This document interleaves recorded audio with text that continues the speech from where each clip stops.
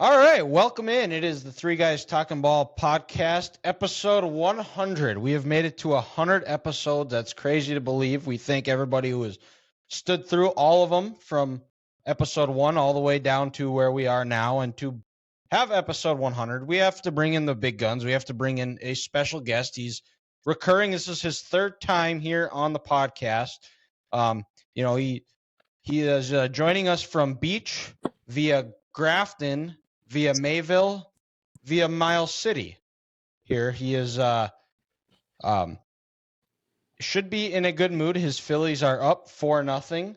The Steelers did not lose this week, and his Montana Grizzlies got a big win on national TV in a Big 12 or Big Sky After Dark game. And then locally in North Dakota, the playoffs are starting up in the state of North Dakota. So a lot of good things happening right now. So Mike, welcome on. I hope and by the way, with Mike Zier joining us, we're going to have some fun. We're going to talk some football. We're going to talk some baseball, and he's probably going to roast us pretty good in the process of it. No, just mostly you, Dylan. Fair enough. So, Mike, I have your season wrapped up on Friday. Yeah. I have a scenario for you. As a coach, what would you do in this scenario? It's 4th and 8.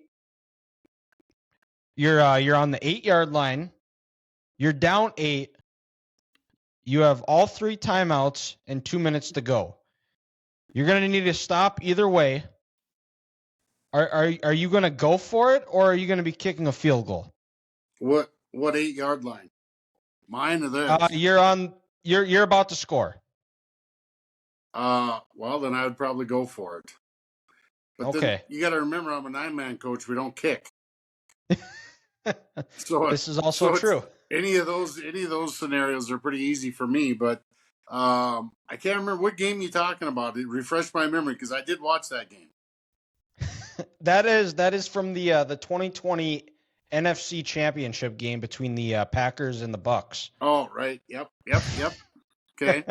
Football season wrapped up for you. This was one of your more challenging years. What were some of your takeaways from the year? Well, it was my first offer season in 18 years as a head coach here at Beach. We didn't get a win, but I think we had a lot of we got better every week. The problem is that when half my team for the most part was freshmen, you're just not going to physically match up at every position. And my takeaways is I think that the future is pretty bright. And sometimes in 9-man or small school football, whatever it is, you're going to have to take your lumps. And hopefully people buy into what you're doing. Hopefully the kids do. And then, then you can get better and go on. I mean, there's no recruiting. And very few people move to Beach. And it's just the way it is. I was happy with the effort the kids played. But, Dylan, the most important thing to me was the last 3 weeks, okay? Picture this, guys. We're 0-7, and then 0-8, 0-6, and every kid came into practice. They didn't have a BS excuse. Now, I've had years where I went into the playoffs, won games in the playoffs, and kids are finding ways to get out of practice. So that was really encouraging to me. But, ultimately in our society, it's all about winning, right? All of a sudden now Bison football culture is not good anymore, right? Because they just lost to UND. Well, here's an idea. Maybe UND just got better, but people don't like to accept that, and they want to call for, what is it? Coach Ince is like 53-9. That's his record, and calling for his head, which is comical to me. But so I got a little off track there. Sorry, Dylan, but that's kind of my reflections on the year. Yeah, you're right. I've seen enough of the seen a lot of the Matt Entz and Tyler Roll both need to be fired. There need to be for sale signs up in both of their yards. But that's just a conversation. And then there's idiots in every fan base that, as soon as they lose a couple of games, these coaches have no idea what they're doing, yada yada yada. But that's the nature you're in when you choose this job. Now, have you ever had anybody put a for sale sign in your yard? No, one's put a for sale sign in my yard. And, I think that the stuff that I stress, I don't really stress. We very seldom talk about wins and losses. We talk about getting better. I tell my kids, and I really mean it, I don't care where they're at now. I care where they're at in 20 years. I want them to be good husbands, good fathers, good citizens. All right. I have sent one player to NDSU, sent a few more to DSU, and they play well. But this is my job is to teach them life lessons through the game of football, and I don't really think there's a better game or sport that can do that. I mean, a lot of people would argue that, right, guys? Basketball and all that stuff. I get it, but that's just my opinion. And so no one's. The thing about me though, Dylan, real quick. I am on one social media. I'm on the one social media no one's on. They hate it. I don't have Facebook. I don't have Instagram. I don't go to the bars after games. I don't basically go out other than get my mail on Saturday. I choose not to put myself in the situation. A few people beller and stuff at games. That's fine. I have a small circle because I found early that you better be careful who and what you say things to, because you gotta make sure you know people that you can trust, and that's who you hang out with. Yeah, absolutely, and so didn't we decided to change some things up, but before we get into kind of the meat and potatoes of the podcast here, who are some teams in the 9-man state playoffs that you have your eye on that could be playing in Fargo in a month? Well, let's just say this. I think our region's gonna, I think our region's gonna go 4-0. I think Linton's gonna go up there and beat West Hope. I think that Hettinger County is going to beat Alexander, and then our two home teams are going to win. As far as out east, you got that what do you call it, Sergeant Central team that just came down from 11-man. Typically, teams that have 45 kids that just come down from 11-man that are peaking do pretty well. Another team that I really like, I like the South Border team. They're a very veteran team and they're well coached. But I don't know much about the teams up north. So I know that North Prairie's good. And I think that a New Rockford is another team to look out for. Okay, well, their coach, his son is quite the player for the Fighting Hawks. Now, you mentioned about Sargent County having 45 kids and just dropping down to 9-man. I think there's a lot of 1A coaches in the state that would love to have 45 kids on the roster. But do you ever think there'll be a time in North Dakota where you'll see 9-man split into two divisions? So I was just talking to Coach Jason Moneylaws about that tonight, as a matter of fact. He's the head coach in Hankinson out east. And I really think so. If they keep the current format where people can opt down, why we have a male enrollment of like 32, and why should schools that have male enrollments of 70 be in the same division? The problem that they have, though, Dylan, and it's television, right? You make another division, and then where are they gonna? They're not going to be able to televise it. They're not going to go to 2 days anymore for the Dakota Bowl. They can't afford it. The Bison just, won't let them. The Alaris is out of the picture. That happened about 8 years ago. The Alaris is no dice. They don't want anything to do with it. So that's one factor. But you know what, Dylan?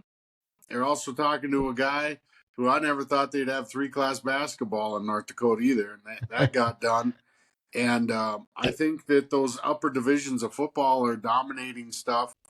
And I think it's also, I'm just going to get on the soapbox here.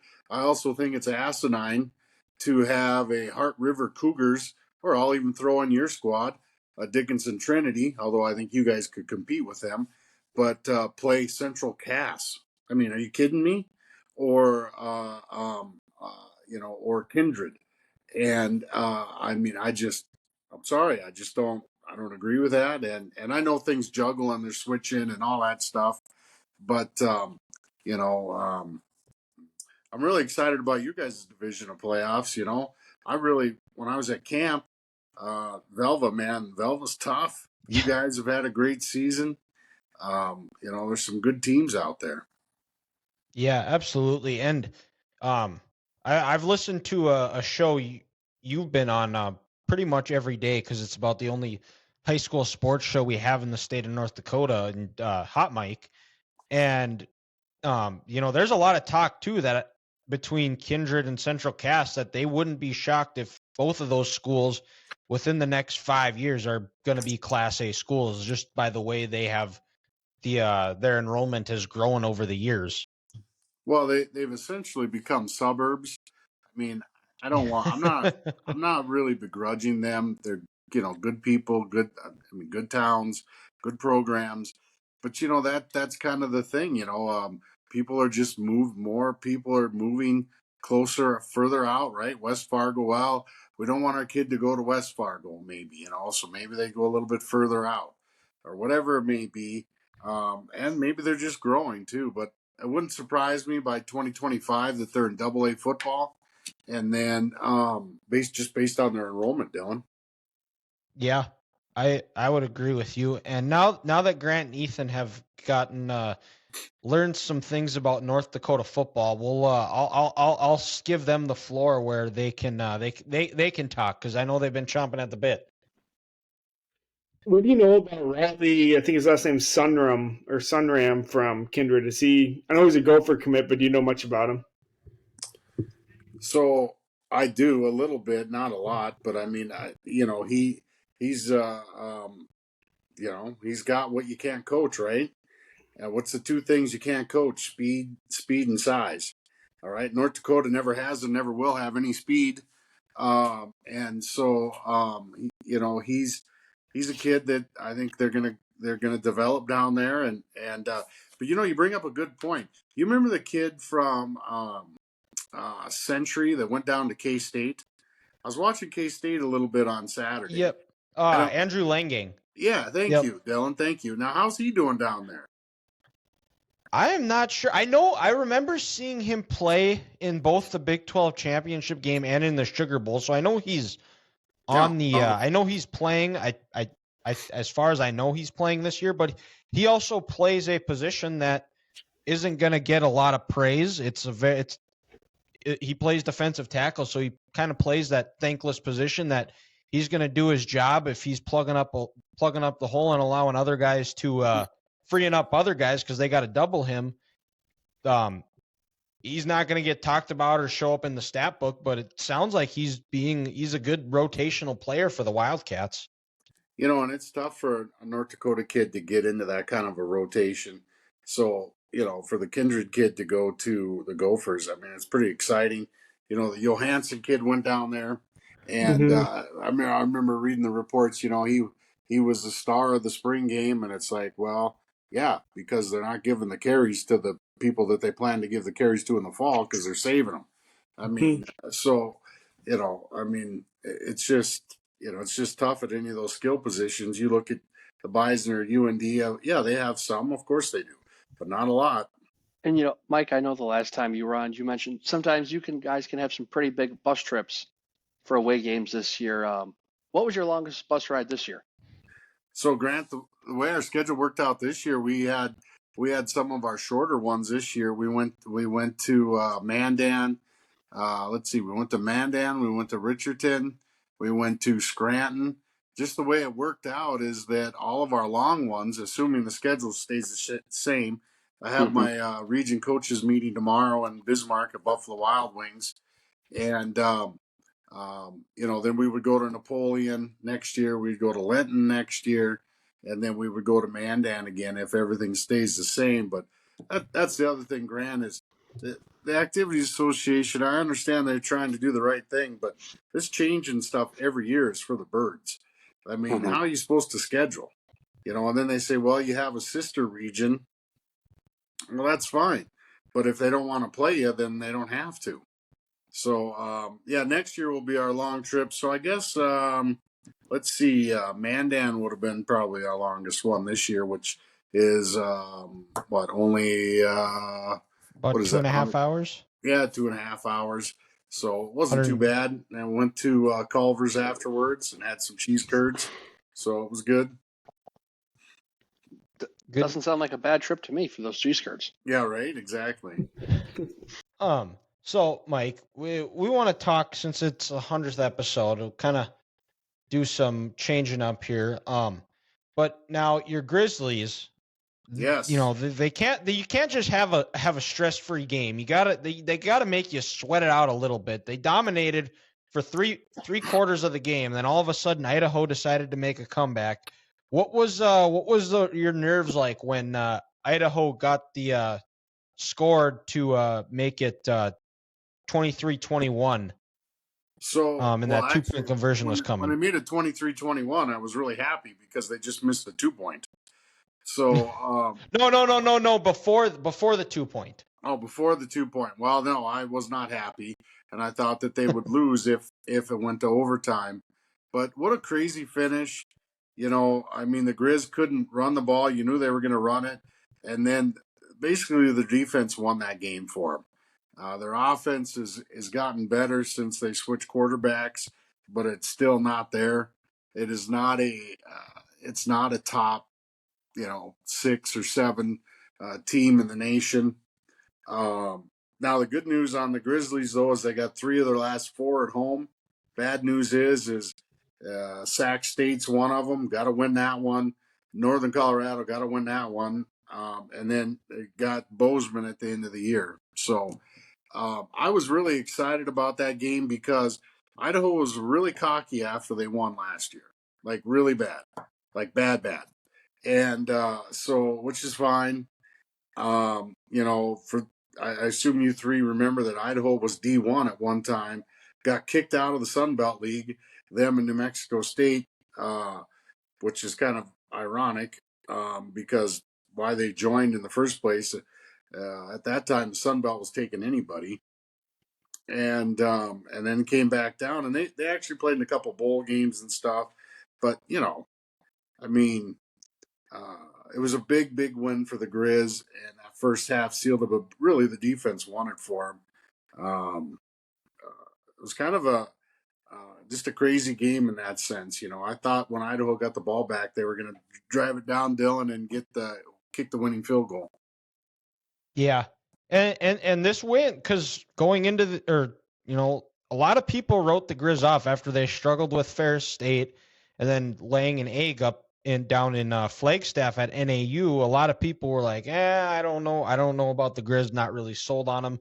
But this win kind of brings them back into that conversation. And if they're able to win their next 3 games, that Sac State one is definitely the big one that they have in 3 weeks. It looks like they got a bye this week, and then they got winless Northern Colorado, and then Sac State, Portland State, and then the big one at the end.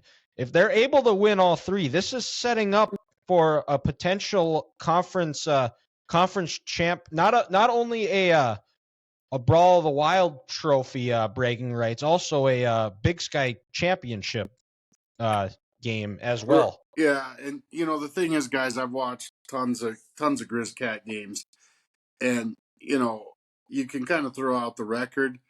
However, Bozeman's really, really good this year.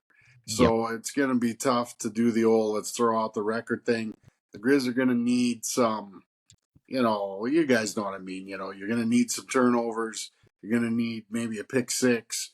You're going to need, something. You're going to need that kind of stuff. You're at home. There's going to be 24,000 fans, so that's going to help. But that's only going to take you so far. No, Dylan, you're right. I think though that if the Grizz, even if the Grizz ended with 2 losses, let's say, um, I think that they get a seed.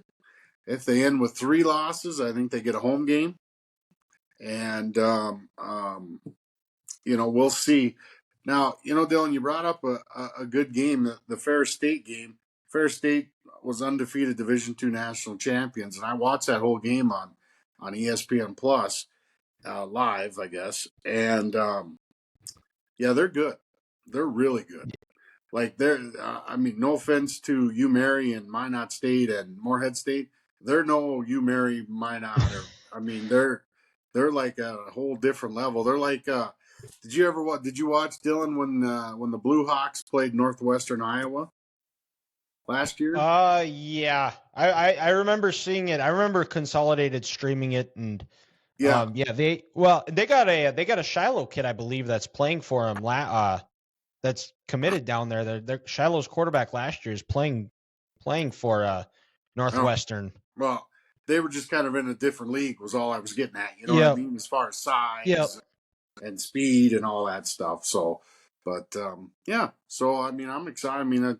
That's super excited. They won at Cal Davis, and granted, there's 400 people in the stands there, but then they won at Idaho, and so that's good. It's good, but typical Grizz, they could lay an egg or two, Dylan. I'm not getting all cocky here. Yeah, no, it's a long season. You mentioned if they lose 3 games, they're going to be hosting their first playoff game. It's at this rate, it's kind of what it's looking like for the Bison as well. I don't, as much as I hate to say it, I'm as part of one of America's honesty brokers. I do not see them going into Brookings and winning, especially after what they did on Saturday. It's going to be an uphill task, and I wouldn't be shocked if they lose to either SIU or Northern Iowa to finish the year. They got to go 2-1 in November, and we'll see if they can. But right now, they're staring down the barrel. Yeah, they're going to have to dig deep and find themselves. The thing that surprised me about the Bison this year is how many rushing yards opposing teams have been getting against them.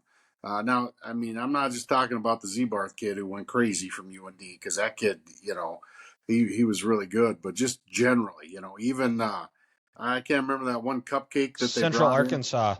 Well, yeah, that kid was pretty good. He ran against the. I don't know. We'll see, but don't underestimate the Bison. And I feel that I want to tell all these fans that were not filling the dome the last few years for playoff games and everything is, be careful what you ask for, because you just never know when things get turned around on you. Yeah, you're absolutely right. So Mike, now this is just a broader question for all of us here. Why do you love football? Well, football saved my life, Dylan. A lot of people say that, nonchalantly, but it actually did mine. I was the product of a broken home. My mom was a waitress. My dad was a bartender.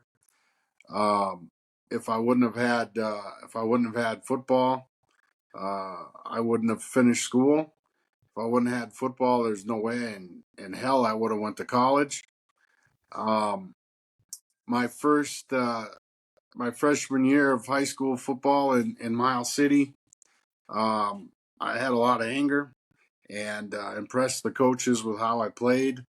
And then as a junior started, and then as a senior was a Class A All-State lineman in Montana, and was just too short to play line in college. Found a school that would give me a shot so I could get out of Miles City, get away from my mother. And I took it, and was a backup special teams guy for my 5 years there. So I didn't care. I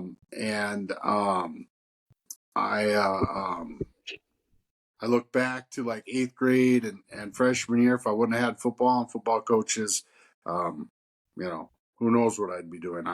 It wouldn't have been good. So that's one side of it. And then when I get into coaching, I want to give back. A lot of people say, you give back. Well, why do I want to give back? Because if I impact one kid the way that my coaches impact me in my now 25 years of coaching, then I can walk away a winner. And it won't matter what my record is. It won't matter how many playoff wins I've had. And none of that stuff will matter, because we need more things like this in our country. Our country is becoming, a quick reset. Didn't work out, just hit reset, and we'll play. I'll get 3 more lives. And that's not the way real life is. You go to work and sometimes someone gets a raise and you don't, and you have to deal with that. You go to work and sometimes you yelled at, and the guy who's always late and the guy who always takes sick days on Friday doesn't get yelled at. You got to deal with that because life's not fair. And so football was the reason. Now, Dylan, I want to stress all 3 of you guys. It could be anything, man. It could be music. It could be skateboarding. It could be basketball. It could be whatever. But there's something out there that people are making a difference in kids' lives, and it's going to impact them the rest of their lives. For me, it's football. For other guys, other kids, it's something else. It could be dancing. Who knows, right, guys? And so I really believe in that, especially the kids. Last point, Dylan, especially the kids that don't have the strong home life. Okay. I don't know about you cats. I know Dylan's background a little bit, but if you don't have, if you have a strong family background, that helps a lot. But a lot of kids don't anymore. All right, one of you two is up. Why do you guys love football? Grant, you want to go? You want me to go? I'll take it. I'll take it.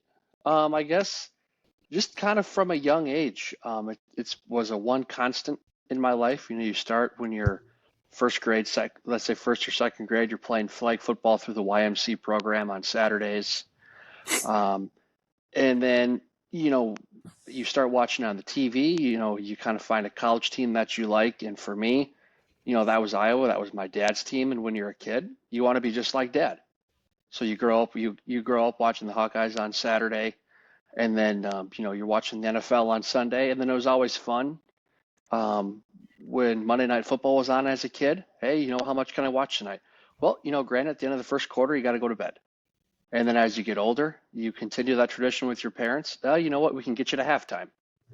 And then, eventually you get 6th, 7th, 8th grade, you're playing, you're in the pads. You kind of have those friendships that, in middle school and high school, and you might not be friends with those guys if you didn't play football.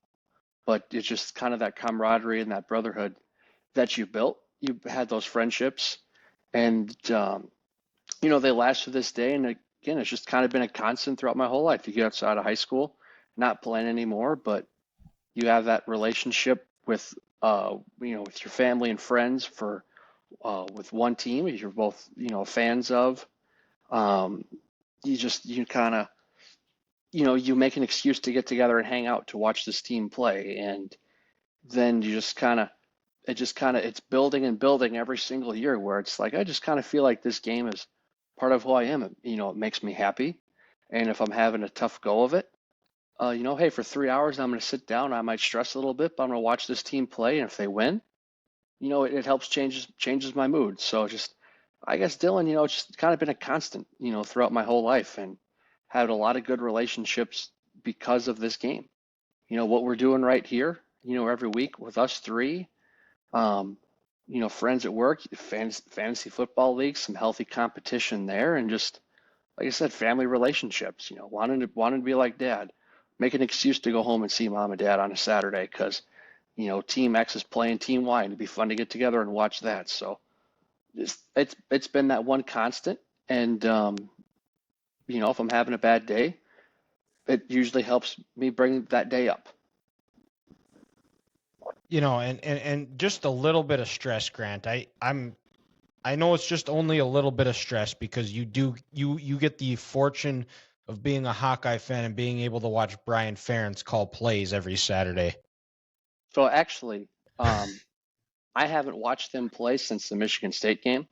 I've given up on that team. It's too dreadful to watch. Didn't they just win? They did, but when you throw for Well, what do you want? 37, I want to enjoy it. I can't enjoy watching that offense. And also, I will say this: I'm a fan of the game more.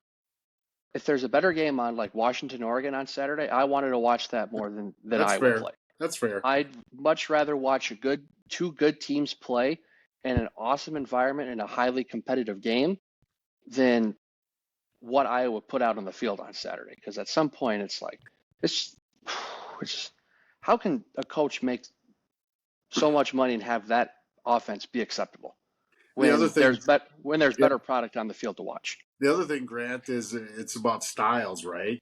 Like if you're in Lubbock, Texas, you're an air raid, spread guy, right? I mean, that's the style. And let's be honest, Iowa's style is kind of like NDSU's old style. It's kind of boring football, I mean, geez, here we go. We're running off tackle again.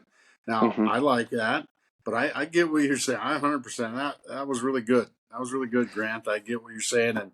And being with your friends, that's the big part. That's like I tell my kids at the end of the season this last year in our last huddle, I said, you know what? In a few weeks, no one's going to remember the scores, but you're going to remember your friends. You're going to remember the bus trips. You're going to remember that kind of stuff. And that's the important stuff. Well, and because I remember, my senior year of high school, I just played offense. And every Thursday, me and one of my good friends who's a year below me, was Connor, before the game on Friday, you just kind of have that quick walkthrough. You start with special teams, then you go to defense, then offense. Well, since I only played offense, we would always have the same spot on the same bench. We'd watch practice together. We'd just kind of laugh. We'd have a good time. And then it was our turn to go out and do the Thursday walkthrough. And it was always just something fun to look forward to.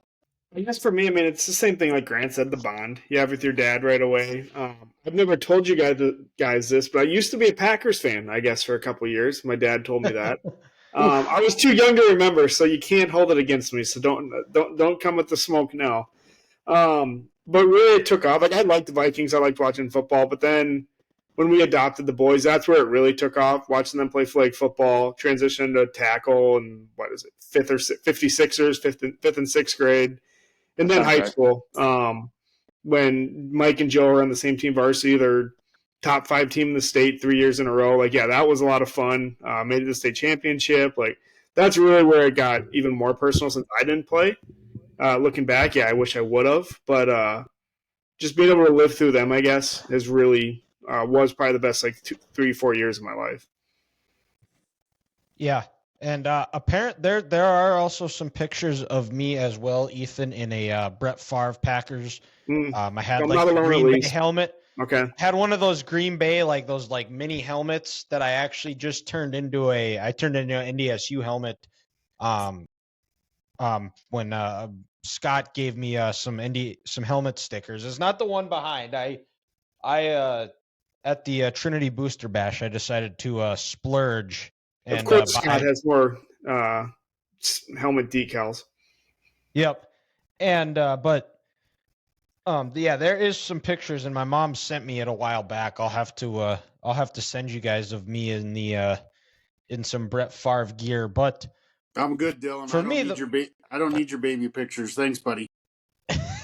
There's also a school picture of me in a Montana Grizzlies jersey, so I don't know if you want to see that, but I could think of about 300 people I'd rather see in a Montana Jersey's Grizzly, but go ahead, Dylan. You can send it to me. Hey, at least the number wasn't 500, Dylan. It could have been a lot worse. Yeah, this is true. But for me, all the reasons you guys said, one of the reasons why football is the greatest game, but the camaraderie you build, and the life lessons it teaches. Absolutely. those dog days of summer where it's 100 degrees out, you're in full pads, it's the end of practice, you've got a condition, you're doing 300s around the field, and then you think you're done, and coach says, no, we got up downs. And you start doing them, and you're like, well, just blow the whistle. When are you doing? When are you done?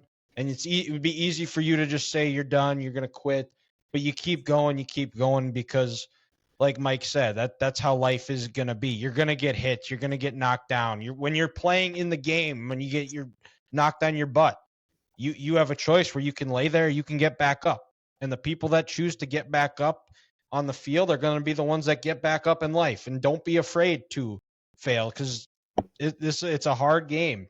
Life is hard too, and just being able to and that's one of the reasons why I wanted to get into coaching, is because I have such a love for this game, and I love the lessons that it teaches.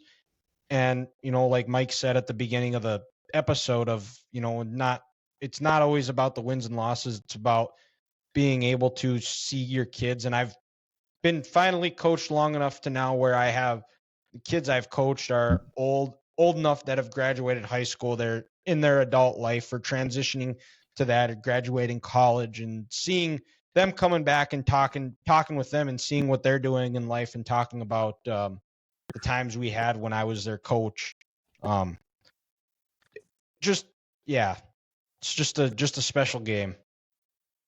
Grant, do you want a quick Iowa stat that's probably going to make you even more mad? Bring it on. Even though they're 3-1 in the Big Ten, they have gone 3 and out on 60% of their offensive possessions. 60%? Yep. Oh my goodness! I'm telling you, whatever deal Kirk made with the devil, it must be just awful. It's not Kirk; it's Phil Parker. One of them. 6 out of 10 drives, 3 and out. Yep. But Mike. Oh my goodness. So how has football changed over the years from when you first started to high school, college? What are some of the biggest changes, for good or for worse, that you've seen over the years? Well, I think for good would be player safety. It used to be, even in the 90s a little bit, you just got your bell rung, go back in, that kind of stuff. That's smelling changed. salts? Yeah, we didn't, but that's kind of changed. And then, it's different, Dylan, because in the 24 years I've been in Beach, I've witnessed such a decline in enrollment. So, I've had to change how I coach. I can't look Grant in the face and say, look, Grant, if you don't lift this off season, if you don't go to camps, you're not playing next year. Because Grant would say, oh, that's BS. Who else are you going to play? And Grant would be right. So you have to find a way to motivate kids so that they do the extra stuff to rise them above other teams. And just being on the team is not enough. That's where it's tough. Now, blocking has changed. I mean, we could go into a whole bunch of stuff. You can't hardly cut block anymore. You can't hardly do this anymore. So there's that. But also the advent of the forward pass. The spreads and stuff never existed really per se. The NFL's always first, right, guys? And the Lions were first with the run and shoot. And then at that time, Houston and stuff, with Andre Ware and teams like that.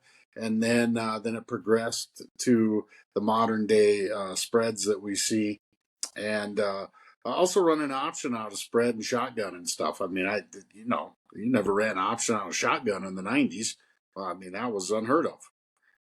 So there's lots of things that way that have changed. But I think the number one thing that's really been good is player safety. Equipment's gotten better. So I'd say that's probably it. Okay. How have you changed from your first year as a coach to now? I've gotten a lot milder. Some have probably said too much so. If you talk to Nate Zachlin or Mark Goldberg, players for me back in 07 and 08, they would say that I'm a lot different than I am now. And I just learned that I can't keep that same stress level. And if I wanted to coach long term, and I mean, I would have had a stroke. I still might, who knows, right? But the simple fact of the matter is that, how much does yelling at an official do? When I started, I didn't really look at myself too much as a role model. I just wanted to be a successful coach. And now I think that I look more at the things that I do off the field, and hopefully kids model that. And that wasn't that important to me when I was a younger guy. What did you have that kind of change that perspective? Did you have any like moments or somebody say something to you, or what was kind of that light bulb moment to where you were that there was had a that few, process? but I learned from some of the best about being humble. Chuck Wagner was the head football coach in Kildare for a lot of years. They beat us 19 times in a row, guys. 19 years in a row. And we finally beat them in 08. And, he said, hey, Mike, I'm happy for you and your kids. Think about that. And Linning, may he rest in peace, who was up in Stanley, won many titles. He's like, this is the way you got to do things. When you're getting beat really bad and the other guys put in their JV, don't blitz the shit out of them. Okay, just play football. So I've learned a lot of things through guys like that. I've also seen a lot of bad coaches. I had some coaches who will name nameless. We were playing Belfield Southard at the time. They were up like 38-0 on us. Put the JV in, and we got a drive down to like the 10. This is years ago now, Dylan. And then they put the varsity starters back in. It's like, why? Jeez. So us scoring a touchdown does what to them? It gives us a little bit of momentum, makes us feel a little bit good, and he gets his younger players in. I've never understood that. Shutouts in high school football are unless it's the playoffs. I'm not talking about the playoffs, but I'm talking about regular season. What good does that do? You already showed that you're better than us because you're up 48-0. So 48-6 is somehow going to change the success of your night. So there's lots of stuff, Dylan. I could go on and on that's helped me, that I've taken in and learned from.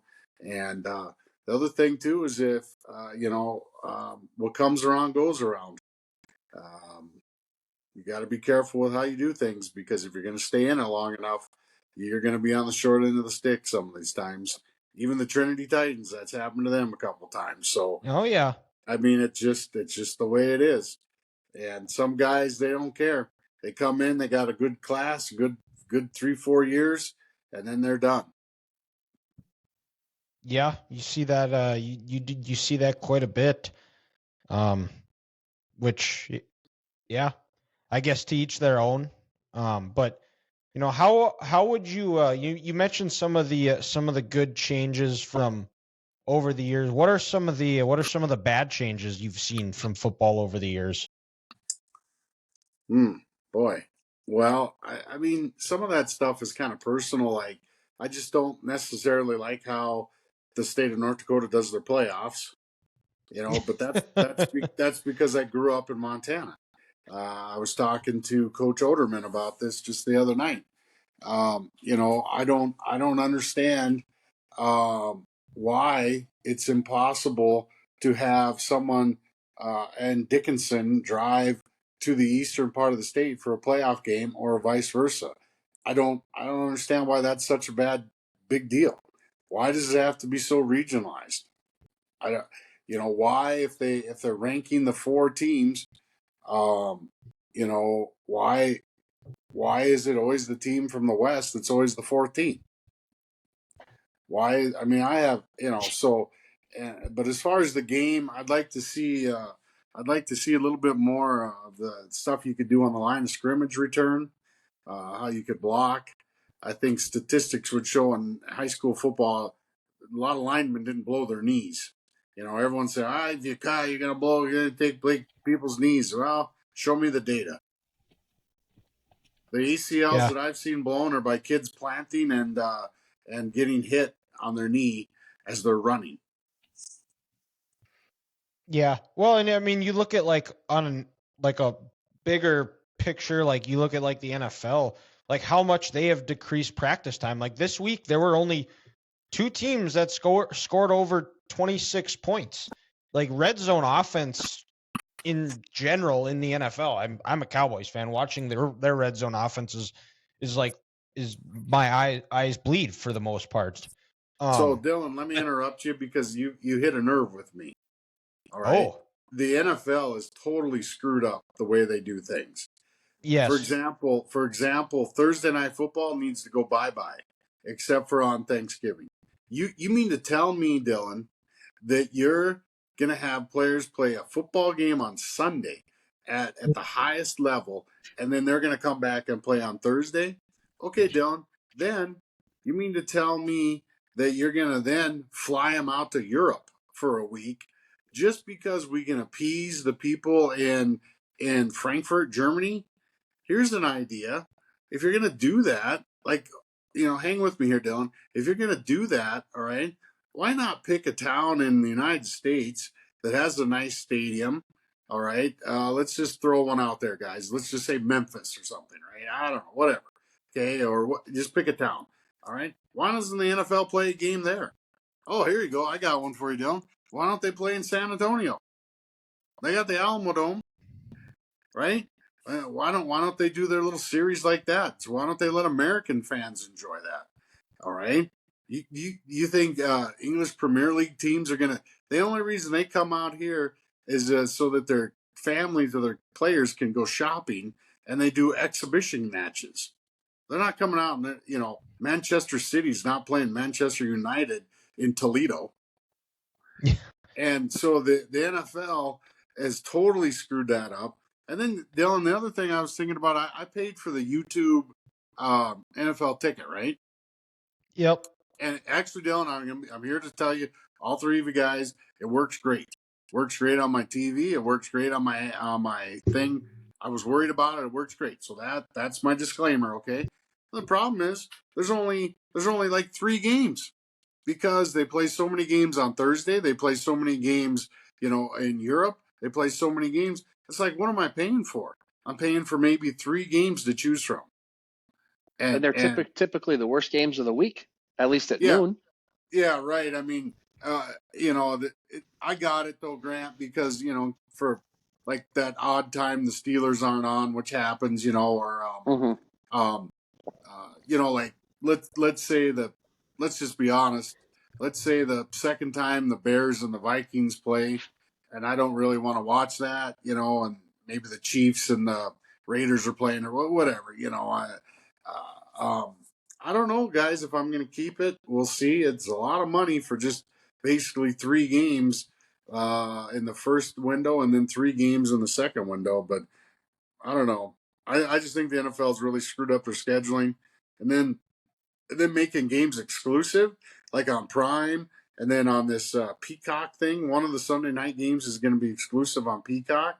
That's like they're just spreading themselves too thin. Well, I think they're also doing a Black Friday game this year on one of them streaming services, if I'm not wrong. Right. And Black Friday was always kind of one of that. Oh shoot, Dylan, help me out. It was Nebraska and someone. Colorado, Nebraska, Iowa, Nebraska, Colorado. Yep. Colorado, yeah, right. That was always. I mean, I'm still going way back, right, guys? But and then wasn't Texas and Texas A&M, or was that on Thanksgiving, guys? Yeah, that was. I think that was a Thanksgiving game. That was Thanksgiving. The Egg Bowl is also a Thanksgiving game between Ole Miss and Mississippi State. Yeah, but anyways, so I hear you, Grant. I mean, it's like they just keep, So I don't know why I should get that. If I was YouTube, I'd be like, look, man, we paid $6 bazillion for this thing, and our guys are only getting 3 games. And wasn't it for just customers like you, Mike? Was it $300, or is that even on the low end? Well, I think I got in right away where I got, well, according to YouTube, I got the best deal because I did it right after last season, right after Okay. it was announced. So it was like $100 off or whatever. But, Hmm. I don't know, guys, a lot of this stuff, I know we're getting off topic a little bit, but like I just saw my ESPN Plus is going up to like $109. And, eventually they're going to be, I don't know. I don't know how that sports bubble can maintain itself. I don't know, guys. Eventually, you're gonna just say, "Hey, I can't afford this stuff." And the other part too, Mike, you talked about the Thursday night games, where it's you play a game Sunday, play a game Thursday. They've also decreased practice time where they're only allowed to have like 3 or 4 padded practices a year. And then you're seeing an increase in injuries, and I think a lot of it is because their players' bodies, they aren't used to the contact, the hitting. There's no muscle memory there guys aren't playing in the preseason. Like I think It's yeah. that's a part that needs to be looked at as well. I think you're not going to get better at tackling by not practicing it. Yeah, with the exception of one position. In the 90s and the early 2000s, the NFL, they met in their closed door meetings and said, "Look, this is a quarterback driven league. We need to do something to make sure they last longer." Troy Aikman needed to play longer. All right. Why didn't he play longer? Because he got beat like a drum. Okay. Steve Young, guys like that. Now, do I think they've went a little crazy? Like you touch the guy's helmet as you run by, and that's a penalty? Yes. But, they've, I mean, look at the downgrade of the running back, right? How many running backs get a second year contract, Dylan? Or second contract just in general, not second year. Not Yeah. many. Yeah, not many. And then how many of them? I'll go in one step further, Dylan. How many of them finish that contract? Not well. Almost none. Almost none. Yeah. Former Cowboy Zeke Elliott, he didn't make it through his before he got cut. Oh, yeah. I mean, you Dalvin Cook, Le'Veon Bell. I mean, these are all guys that were Jonathan Taylor. He won't make it another 2 year. I mean, you go on and on and on, and that's been kind of the crazy part of stuff. But it's quarterback driven league. You guys know that. It doesn't look like it's going to change. So. And you brought up the Steelers. Now, what is your state of the? Do you have a state of the Steelers address for us? Yeah, not really. I mean, their offense is putrid. So when their defense it plays at an elite level that it can occasionally, it's hard to do that every time. If they get into a slugfest, they got a shot at it, and so that's usually divisional games. Ravens and Browns are two of the teams that they beat, and but when they go out and play, like they'll go play the Rams here coming up, and I don't know, I mean, I don't know the state of the Steelers. That's a good one. The offense is so bad, and I don't necessarily think it's the coordinator, but he's going to get fired. But boy, it's funny, guys. When you miss on draft picks and when you miss on stuff, how big those holes get.